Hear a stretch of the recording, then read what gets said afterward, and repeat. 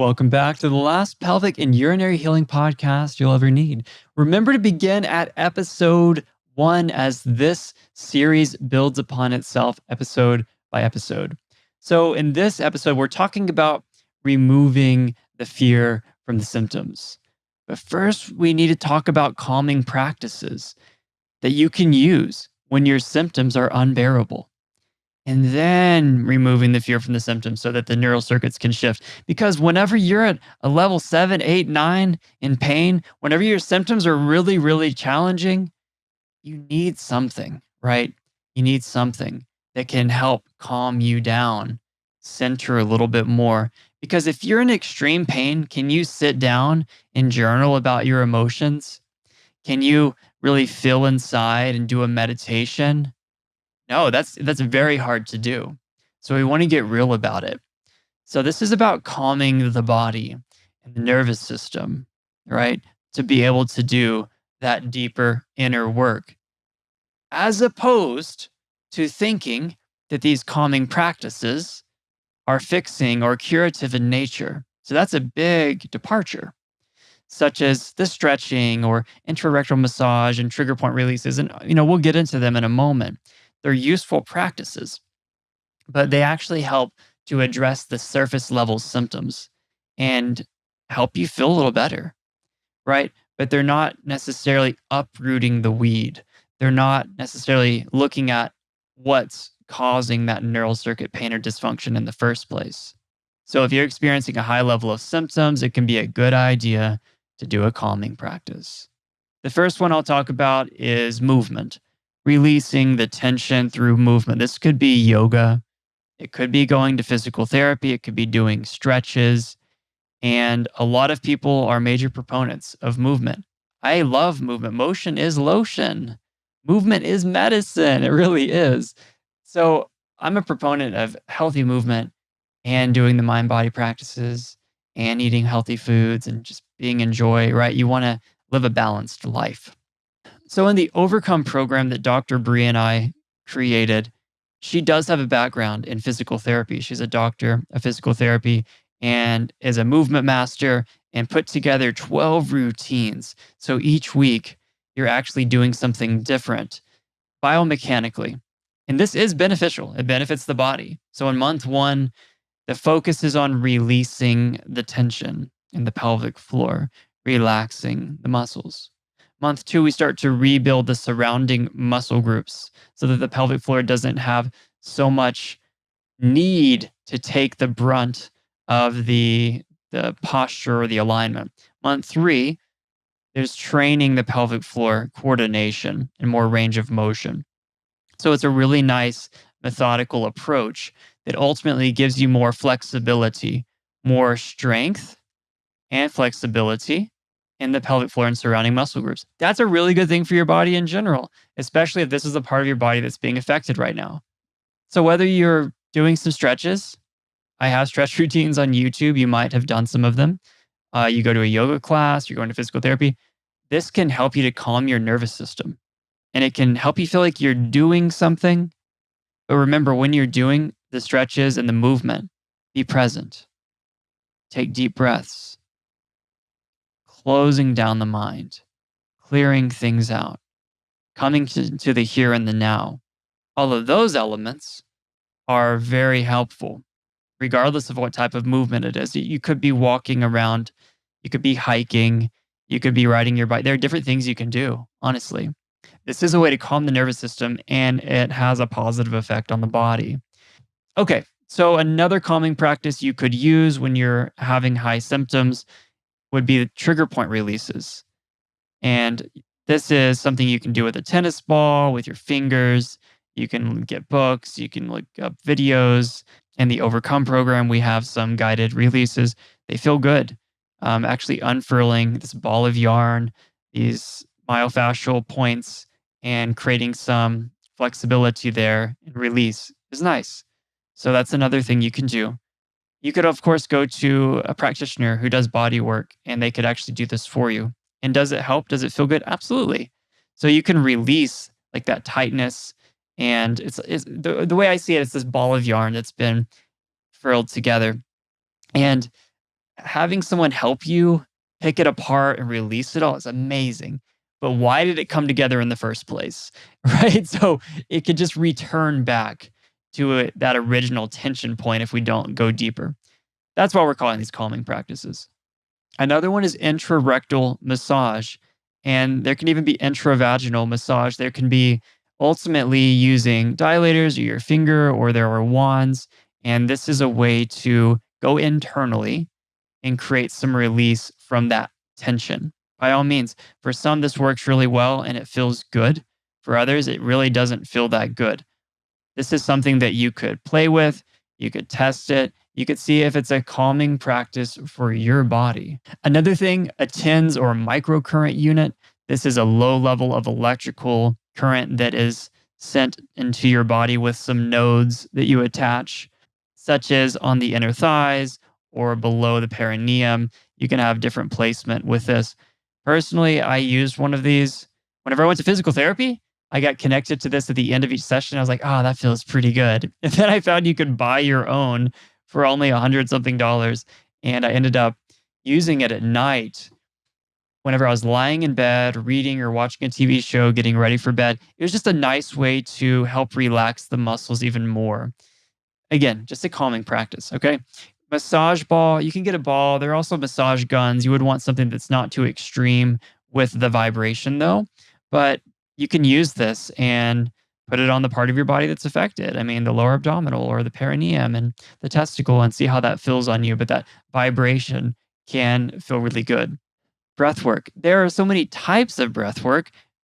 Well, we're always breathing, but if you change your breathing pattern to where you have a longer exhalation, it starts to calm you down, activate the parasympathetic nervous system, which is that rest, digest, restore, recuperation aspect of you.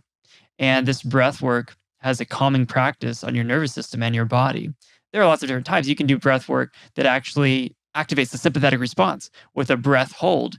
And there are also benefits to that too. So I highly recommend some sort of breath work. Meditation, it could be a guided meditation, it could be a silent meditation, it could be a walking meditation, it could be a chakra balancing meditation. There are lots of different forms of meditation, but ultimately it's becoming familiar with yourself. You're becoming familiar with your true self, and you are taking away your distractions and even closing your eyes, taking away some of the sensory input allows you to be more inside of yourself and to calm down. Another thing to mention would be pain medication, if absolutely necessary. I'm not advising you or telling you what pharmaceuticals to take or not. I'm just pointing out that if you need to take some medication while you're lowering your symptoms, while you're getting better, being able to go internally more, right? That can be an option. And ultimately, you can get to a point where you might be able to taper off of those and no longer need them.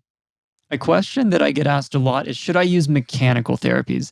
Actually, almost no one says that phrase. So they usually say something like, should I go to physical therapy? Should I keep stretching? Should I be getting a massage? Should I be visiting my chiropractor, etc.? First of all, having another human being who is lovingly caring for you with compassion helps in our healing journey. Now, if they're feeding you information that is highly mechanistic and it's very narrow minded, it could be creating confusion. But if you're going to physical therapy or you're going to a massage therapist or you're going to a body worker and it's helping you to relieve the symptoms, to calm down, to feel a little bit better while you're doing this inner work, or even better, maybe your physical therapist is very well rounded and talks about the mind body aspect, talks about emotions, talks about the thoughts, the patterns, and how this could be created by the brain versus purely mechanically, which is outside of the boundary of how many of them were trained. But there, of course, are physiotherapists that are doing that. The point is, notice if this is in alignment with the mind body syndrome conversation. But yeah, mechanical therapies can be used. You just don't want to use them as fixing activities. So you don't want to give your brain the erroneous belief, I'm doing this because there's something wrong with my body. I'm doing these stretches because if I stop stretching, I'm going to have pain. That's actually not accurate. Remember, there's nothing wrong with your body. And the pain isn't being created because you're not stretching. So as long as you don't have that erroneous belief and you're utilizing it as a calming practice, it's totally fine. But really notice if you're leaning onto it as a crutch. And if you're addressing a pelvic tilt or another major misalignment in your body, it's useful biomechanically. But we're realizing, right, that that's not the primary cause of these chronic symptoms. And now to remove the fear from your symptoms. You might not even recognize that there is a fear. Like, I'm not afraid of them anymore. That's not really it. But there could be a frustration and the need to fix it and figure it out. And there's a resistance. When the symptom is there, it's like, get away. Like, why are you here? Why are you here? Get away. We're actually talking about removing that resistance all the way. You're like, why would I let the monster in the room with me? I want it in the closet. Because you'll see that it's actually not a monster and that it's here to help you, right? So remember, first thing, there is nothing wrong with your body. You've done the mind-body syndrome assessment. You have been checked out by a doctor, right? There's no damage being done when this is neural circuit created. So say that out loud. Say it out loud, really. There is nothing wrong with my body. There's nothing wrong. There's nothing wrong with your body. You're actually okay. I'm fine. How does that feel? There's no damage being done. You can remove the danger. Now, a couple of you out there might be thinking, well, I think there is a structural component. These mind-body syndrome elements will amplify the symptoms anyway. So take the fear out of the equation and provide your brain with safety and know that healing is possible. Do you want to choose fear or do you want to choose love? That's always the choice, right? Are we choosing fear or love? How does your body respond to fear? How does your body respond to love? With fear, there's a contraction, there's a closing off, there's a tension. With love, there's an opening, there's an expansion, there's harmony, there's synchrony. The reappraisal of symptoms from dangerous and damaging to just being sensations, and these are a message for me, is huge. It's like being afraid of a shadow on the wall every night and how it moves. The shadow is dancing and it's scary and you don't know what it is. And then one day you learn that there's a bush outside that was causing that all along. And now you can say, thank you for the message. I am safe. I don't need it any longer. I no longer need this message. Thank you, brain. Thank you, brain, for protecting me from what I was afraid to look at. I'm actually willing to look at it now. I'm actually willing to go there. And I know that I am safe. And I don't need this alarm signal any longer. You can actually, and I recommend to tell this part of your body, if there's a part of your body, you can tell your brain, make it known that the conscious mind is safe. The conscious mind is aware so that the subconscious doesn't have to keep running the show. And this takes us to non-resistance. Non-resistance is allowing what is to be present. It's being objective about the experience itself. This is what it is. There's a sensation. It's not there's a sensation that I don't like, or there is a bad sensation, or this is pain, or why has this pain been here for 10 years? That's labeling. That's subjectivity. Whenever we remove that fear-based energy, which creates the more thoughts and more emotions and more chemistry in your body and epigenetic expression. I mean, it's running the show. We take that air out of the wings. We take the air out of the cells. And non-resistance then is going against years of conditioning. Whenever there's a physical hurt in your body, you've been trained, I need to figure out what's wrong with that. But now that you realize your body can also be a messenger about something that's not physically based, that's emotional, that's emotionally oriented, You have a different perspective, a higher level of awareness.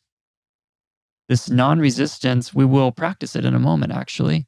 And there are ways that you can practice it. Ultimately, this is what begins the rewiring of the neural circuitry. You're no longer fortifying and going down the same neural pathway. You're saying, okay, whatever, this is happening right now, and it's happening. I know I'm safe. There's no damage being done. And ultimately, it starts being pulled away. And those neural circuits will atrophy as you lean into positive affect.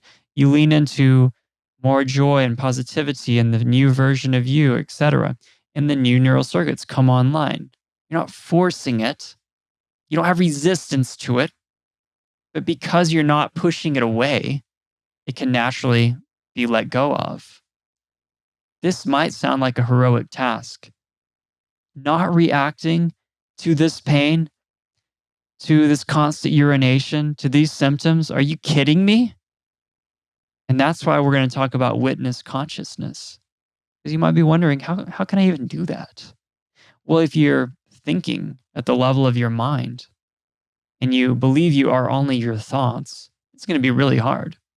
You're trying to solve a problem at the same level it was created. That just doesn't work. So, witness consciousness is recognizing that you are the consciousness. You're not your thoughts. You're not your emotions. You're not your sensations.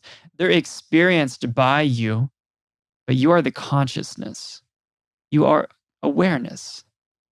You've been the same since you were born. When you die, the same you has been inside of there looking out through those eyes. But can you be conscious without the mind, without the brain? What about during a near death experience? There are so many NDEs. You can read books, you can read accounts, you can watch movies and videos, and they're all over the place. And they have a lot of similar themes and parallels. But during this near death experience, they're brain dead. So their brain isn't operating at all, yet they have awareness. How is that possible? What about when you have deep, dreamless sleep? You wake up in the morning, you're like, yeah, I didn't even dream at all. How is that possible if there was nothingness? There must have been some awareness that there was nothingness. Have you ever stared out into the distance at seemingly nothing, just pure emptiness without any thoughts? Someone might be like, hey, like, are you there? What's going on? And you're not focused on anything with your eyes and you're still aware. You can tell you're in a room. You can tell what the temperature feels like. There aren't any thoughts. How are you aware if there were no thoughts? That's being the observer. That's witness consciousness. So we're going to lean into this ability to raise to a higher level of consciousness because it helps us to be in this non-reactive place when we're at a higher plane of observation. It's not disconnecting like from your body or your emotions or your thoughts. They're all a part of you. So when you can observe the mind and what it's doing and the heart singing a tune of sadness or of anger or of joy or of love, the body of craving food or feeling pleasure or pain or cold or hot, these sensations that it's telling you and that you're feeling, the phenomena changes. All phenomena changes, but the consciousness is unchanging. So it's helping you to go from reacting to responding. Because if you're at the level of mind where you're right there with your emotional wave, you just instantly react because that's what's happening. That's who you are. That's all that's there. By the way, you've always been a consciousness anyway. It's just that you became overly absorbed in the mind or the heart in terms of emotions in the body. So we're just pulling back a bit, pulling back a little. And this is our natural state, this natural, deepest truth and seat of consciousness. What do you feel when you're there? Peace, love, creation, compassion, presence. It feels really good. It feels right. If you ask someone who has had a really deep meditation or they've just been sitting in a centered place for a while,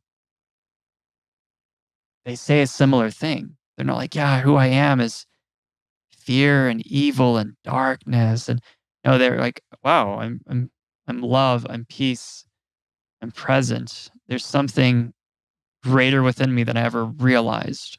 So witness consciousness in the Overcome program, we have meditations and different things, and we basically help you to recognize and observe life more versus purely reacting to what's happening in the present moment. Here's what you can do when you are having symptoms. Say, this is just mind body syndrome. My body is safe. There's no damage being done. And then do somatic tracking. This is where you're observing and you're being with the symptoms without reaction. I'm going to guide a short somatic tracking here in a moment. So you're reminding yourself that there's nothing wrong with your body. And then also saying, I am safe. And asking the question, what do I need to let go of? So if I experience an acute symptom in my life, I do the same thing. I'm like, oh, this is just MBS. I'm safe. My body's okay. But what do I need to let go of? Getting curious about why it's arising and not fighting it, the actual sensation in the moment. So let's do this together. This is a simple somatic tracking practice. This will be a very miniature version of it. You can keep your eyes open, close them if possible, but you can still follow along with me. Take a deep breath in, exhale.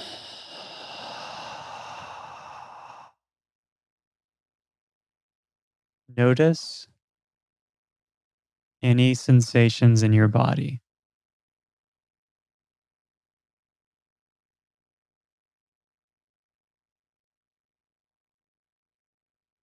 Is there a major sensation somewhere? Where is it at? And let that sensation be there as it is.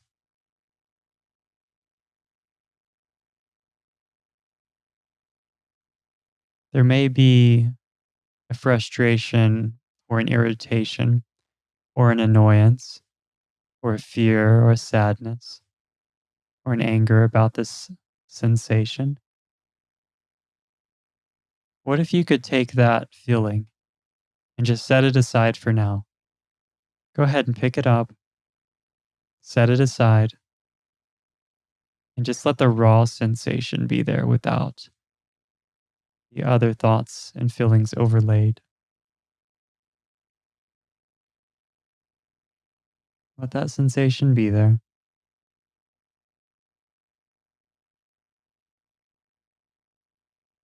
Go into it more deeply now, not trying to make it go away. You're not trying to change it. And you don't have to be too intense about it. It's like watching clouds floating through the sky. You're curious about it. Let that sensation be there without any resistance.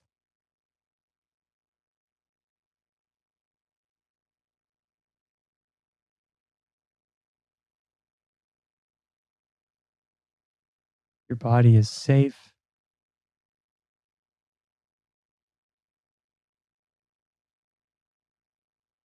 Now think of the last time that you laughed so hard that you couldn't even stop laughing. When was that? Do you remember that? Do you remember a time when you were just going off, remembering that memory? That's really nice. All right, so great job. Very simple. You were looking at the sensation without trying to stop it, without trying to do anything about it. And we ended with some fun because it's good to bring out some positivity so that these sensations are not always clouded with negative thoughts and energy. One thing we're doing is removing the 6 F's from the equation. First F is the fear of symptoms, being afraid of them, fearing what will happen if they continue, fearing what your life will be like, projecting this current situation into the future with fear, and removing the focusing on the symptoms, paying attention to them all the time, journaling about them. Symptoms got better in the morning, the evening, afternoon, talking about them with people, always activating thoughts about these symptoms, fighting. So, seeing these symptoms as a villain or an enemy or something to extinguish, get rid of. It's okay to choose health and harmony for your body. It's not what I mean. But this aggressive fighting nature, because remember, the symptoms are actually messengers that are helping us to see something beneath the surface.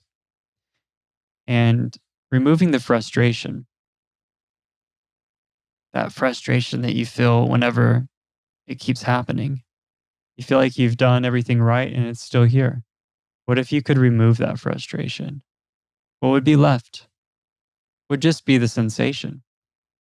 And removing figuring it out, the mind searching, like thinking, what happened? Why? What's the flare up from? The information. I need more information. I need to read more books. I need to go to more doctors. I need to do more treatments.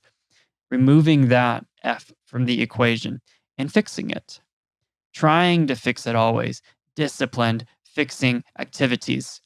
If I just do A, B, C, D, and E every day for the next 6 months, I will be healed. You're trying so hard. So when you remove these 6 Fs, you're like, what? So I'm just going to let it be there? I don't want it anymore, though. There's a thing. It's a paradox. When you let it go, you stop pushing it away, and you look deeper as well as to why it even was created in the first place, whether it be personality tendencies or things you had earlier in your life or emotions, etc. Like, we're going to continue to talk about those things too.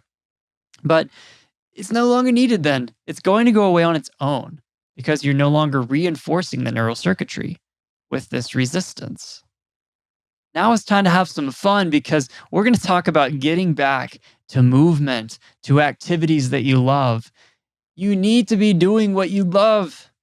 The things that you've been afraid of because they may very well be triggering symptoms right now. You actually want to lean into them, lean into what you love. But I'm going to recommend graded exposure. So maybe you love running and you would run 3 miles a day. And maybe you even run, I don't know, maybe you did a marathon in the past or something, and you haven't been able to run for 4 years. I'm not saying go out tomorrow and run 3 miles. I'm saying you can start by running a quarter of a mile or 200 yards or whatever, but the next week go up to a half a mile. A month later, go up to a mile. 2 months later, graded exposure. Because will you have some symptom kickback? Most likely, the neural circuits, there's conditioned responses at play here. And when you know there's nothing wrong with your body, there's no damage done, your brain is creating it, it's still a very real symptom. That's where we use the affirmations, the reminders. You use somatic tracking. I mean, whenever I started getting back to exercising, I had to do this. I had to literally, I started off with just using weight machines instead of free weights and things that would potentially create more symptoms, I thought. And I wanted to get back into it more easily. And I would do a set and I would literally take a few deep breaths in because I felt it. My pelvic floor was not feeling that great. I was like, I know I am healthy, I'm balanced, I am strong. There's nothing wrong with my body. And I would see myself as strong and healthy and I would take a deep breath and I would go and do it again. I was that weird guy in the gym lying down with my legs spread out, taking a deep breath in, knowing that I am healthy. And I kept going and I kept going. And now I lift weights. I do any sports activities that I want. I'm so grateful. Like, I had to cross that chasm. Graded exposure, though, is a little bit at a time. You're gradually building back up and you're leaning into things that you love and you're experiencing joy, which is really healing for a variety of reasons. So think about what you want to get back to doing. Maybe you want to have sex again. Maybe you want to ride your bike. Maybe you want to start playing tennis, whatever, right? Notice it and begin. Begin sitting down again. The things that you've been fearing, start reintroducing movement, reintroducing activities in a graded exposure format while using your tools along the way. One thing people ask a lot about is, should I have sex? Should I masturbate while I'm healing? I don't want to flare it back up. I don't want to make it worse. This is one of those things, again, getting back to it is helpful and important. But I like to look at the mighty middle. So maybe you want to be having sex every day, and that's what you used to do. But instead of just jumping back into that and you haven't had sex for 6 months, you know, once a week, for example, right now, where you're getting some movement activation of the involuntary muscle contractions with ejaculation and with the actual sexual act itself. And so get back to experiencing the pleasure and the joy in a way that is balanced, but without fearing it, without thinking, oh man, I shouldn't have done that. I shouldn't have masturbated. I shouldn't have had sex. Like, why did I do that? I just set myself back for months or years. I'm like, why? Why would I do that? Don't think that way. So definitely find a middle ground. Now, a lot of you out there are dealing with overactive bladder, urinary frequency. What should you do if you feel the urge to pee? So, as you're feeling that urge, when possible, do somatic tracking. And in the Overcome program, we have a somatic tracking audio. You can do something on your own. Ultimately, you are taking the reactivity out, you're becoming objective, you're removing those 6 F's that we talked about. And that's really powerful. Relax and release. So just relax and release into it instead of fearing it or running away from it, and continue on with your life, continue on with your day, whatever you're doing. If you really, really have to go and you're like, nope, it's just, I can't, I've got to go do it, just do it. Just go to the bathroom. Don't make it mean anything. Don't label it though. Don't be like, oh, I failed again, or now I'm just reinforcing the neural circuits. It is what it is. Next time, you might be able to go a little longer. Next time, you're just going to get better and better at witness consciousness, non reactivity, experiencing joy, leaning back into the things that you love in your life, and it can slowly atrophy. That's usually what takes place. So keep doing the inner work of transformation along the path versus overly fixating and having a journal and a diary and trying to accommodate this situation with sitting in a place right next to a bathroom. Like, when possible, start to extend yourself a little bit, right? So you might still have a bathroom that's accessible. It's not that you're completely cut off, but you're allowing yourself to go longer periods of time. And maybe you have to pee when you wake up in the middle of the night. Just give yourself some time to fall back asleep after doing somatic tracking versus always instantly jumping out of the bed and going to pee. All right, let's look at conditioned responses. These are learned associations by the brain. The brain linked this act with your symptom, and you created fear around it, which is why you probably stopped doing a lot of them. Because when something goes wrong, we have a tendency to look for an external stimuli as the cause. Because when something goes wrong, we have a tendency to look for an external stimulus as the cause. Such as when your symptoms began, you might have blamed it on riding your bike or on masturbating, or you were holding your bladder for too long, or you've been eating too much, or there's some thing that you're looking at mechanically that caused the symptoms. But remember, we talked about the mind body syndrome buildup and that there's a lot more at play than just that mechanical model of health. When your symptoms arise, your mind will begin to create conditional responses within neural circuitry, activating this subconsciously. So, some common learned associations, one would be sitting, because maybe there was already pelvic floor dysfunction, there was pain at play. And when you sat down, it seemed to exacerbate it. So you're like, oh, sitting must make it worse. Sitting must be one of the things that's actually creating this pain. So there could become a linkage there.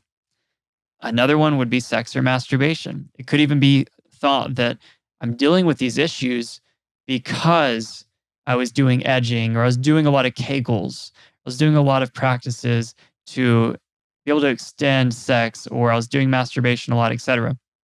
And we can associate then, if we have related symptoms and they get flared up whenever we masturbate, that must be a major cause.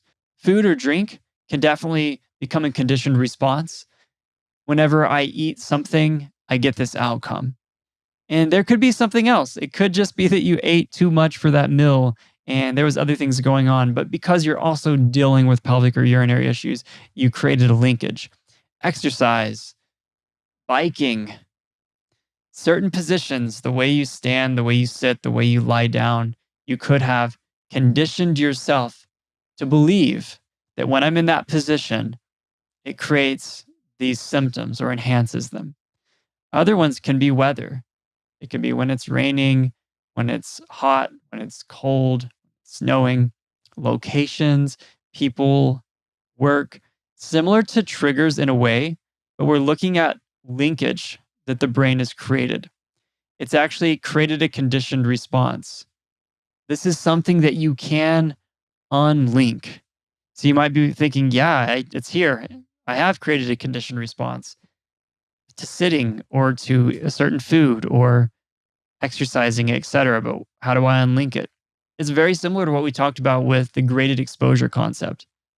It ultimately does require you to cross the chasm. What I mean by that is you're over here on one side where you're feeling the symptoms whenever you sit down. And on the other side, it's you sitting down without any symptoms. And you need to sit down. So you need to sit down. Even if there are still some symptoms, you remind yourself, I'm safe. There's nothing wrong. And I can do this. I'm enjoying sitting right now. You do a little bit more, a little bit more. So the graded exposure approach can help you to unlink these learned associations that the brain created due to a particular tendency for looking at that external stimulus and believing that that's the cause of your symptoms. You're going to need to unlearn that. You're going to need to reinform yourself. The conscious mind can retrain and inform the subconscious mind, which is the work that we're doing. And I like to talk about the daily 4. Do things that you will continue to do even when you're not experiencing symptoms. So, whenever you don't have chronic issues and you're just living your life, these are still really good things to do. Movement. So, some form of movement. It could be playing a sport, it could be going for a walk, it could be riding your bike, it could be doing martial arts, yoga, etc. One form of mind body practice each day. This could be a meditation.